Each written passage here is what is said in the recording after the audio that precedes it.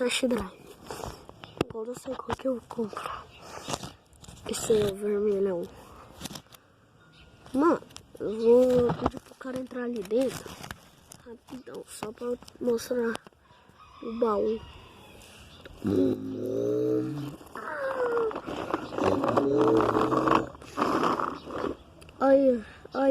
Olha esse baú.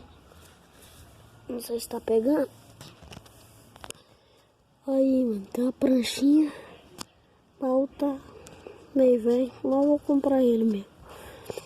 Eu vou comprar, vou customizar ele um pouco mais. E pronto, a partir de hoje esse caminhão da Coca. Vamos.